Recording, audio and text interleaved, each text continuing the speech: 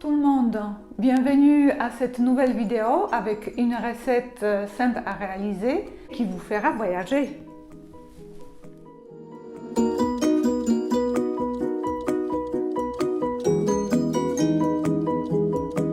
Voici ma recette simplifiée pour barszcz czerwony, la soupe polonaise de betterave, qui devrait vous prendre 15 à 20 minutes maximum.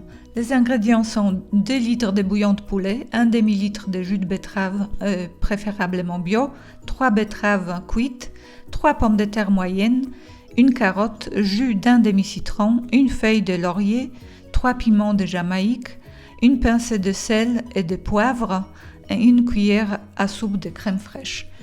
Je mets mon bouillon avec les rondelles de carottes dans une casserole à chauffer. Je rajoute la feuille de laurier et 3 piments de Jamaïque. Et pendant que tout chauffe, j'épluche mes pommes de terre. Ensuite, je les découpe en petites dés et je les rajoute au bouillon. Je passe ensuite aux betteraves. Je les râpe sur une grande râpe. Préférablement, on les achète cuites dans la peau. Comme ça, elles ont plus de saveur. Il faut aussi s'assurer qu'il n'y a pas de rajout de vinaigre. Je passe à presser mon demi-citron. Je vérifie que les légumes commencent à être un peu ramollis. Je rajoute les betteraves râpées. Et je finis par rajouter mon demi-litre de jus de betterave.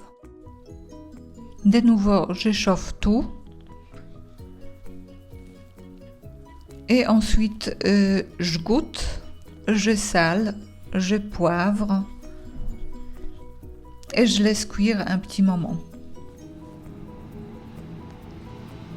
Seulement au moment où je suis sûre que tous les légumes sont bien cuits, je rajoute le jus de citron. Comme je l'avais expliqué dans la recette longue, dans la version longue de la recette, le jus de citron durcit les légumes, donc il faut être sûr que tout est bien cuit avant de les rajouter. Si vous n'avez pas eu l'occasion de goûter cette soupe avant, le goût devrait être entre salé, sucré et un peu acidulé.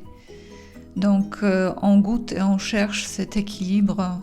Le citron devrait enlever le goût terreux de la betterave.